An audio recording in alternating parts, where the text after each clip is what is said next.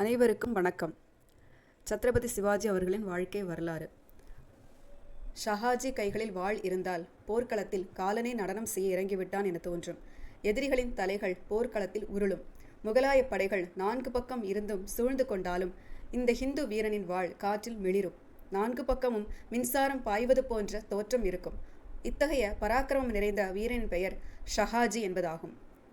திரு மாலோஜி மற்றும் உமாபாய் ஆகியோருக்கு நன்மகனாக ஷரீஃப்ஜி பிறந்தார். ஒன்றுவிட்ட சகோதரன் கேலோஜி நிஜாமின் சார்பாக முகலாயர்களுடன் சண்டையிட்டுக் கொண்டிருந்தார். மகாராஷ்டிர மாநிலம் அகமது நகரில் இருந்து 25 கிலோமீட்டர் தொலைவில் பாத்வடி என்ற கிராமத்தில் இந்த போர் 1624 நடைபெற்று கொண்டிருந்தது. ஷரீஃப்ஜி போர்க்களத்தில் உயிர் துறந்தார். ஆனால் 22 வயது நிரம்பிய அந்த இளைஞன் அழியா புகழை பெற்று சர்தார் என பட்டம் பெற்றார். ஷாஹாஜி 5 வயது குழந்தையாக இருந்தபொழுது போர்க்களத்தில் அவரது தந்தை மாலோஜி இறந்தார். எனினும் தாய் உமாபாய் தனது மகனை வீர புதல்வனாக வளர்க்க பயிற்சி அளித்தார். இளமை பருவம் வரும்பொழுது செல்வந்த குடும்பமான லாகோஜி ஜதவ்வின் பண்பு நிறைந்த மகள் ஜீஜாபாயுடன் அவருக்கு திருமணம் ஆயிற்று. வெளியில் நடைபெறும் போரை எளிதாக வென்றுவிடலாம், ஆனால் மனதுக்குள் நடைபெறும் போரை வெல்வது அவ்வளவு எளிதல்ல.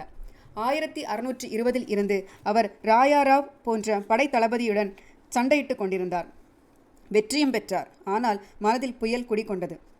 எனது வாளினால் யார் இறக்கிறார்கள்? இந்துக்கள் தானே. ராயாராவ் யார்? அவரும் ஹிந்து தானே.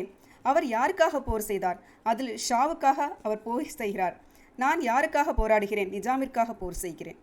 அதில் ஷாவாக இருக்கலாம், நிஜாமாக இருக்கலாம், முகலாயர்களாக இருக்கலாம். யாரோ ஒருவர் ஜெயித்து ஒருவர் தோல்வி அடையலாம்.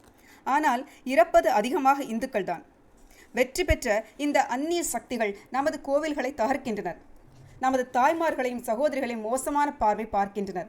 கோமாதாவை வெட்டுகின்றனர். நமது நகரங்களையும் கிராமங்களையும் சூறையாடுகின்றனர். அறுவடை செய்ய தகுந்த தானியங்களை கொள்ளையடிக்கின்றனர். நாம் என்ன செய்கிறோம்? நம் நெற்றியில் நாமங்களை போட்டுக்கொண்டுள்ளோம். ஆனால் நாம் வணங்கும் தெய்வங்கள் நிறைந்த கோயில்களை இந்த அந்நியர்கள் நமது கைகளாலேயே இடிக்க முயற்சி செய்கின்றனர்.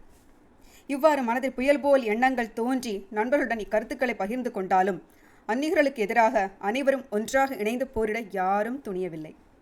இந்துக்களுக்கு எதிரான அந்நிய மத சக்திகளுக்காக போரிட்டு அழிய அனைவரும் தயாராக இருந்த போதிலும் தமக்குள் ஒற்றுமையை ஏற்படுத்த யாரும் விரும்பவில்லை.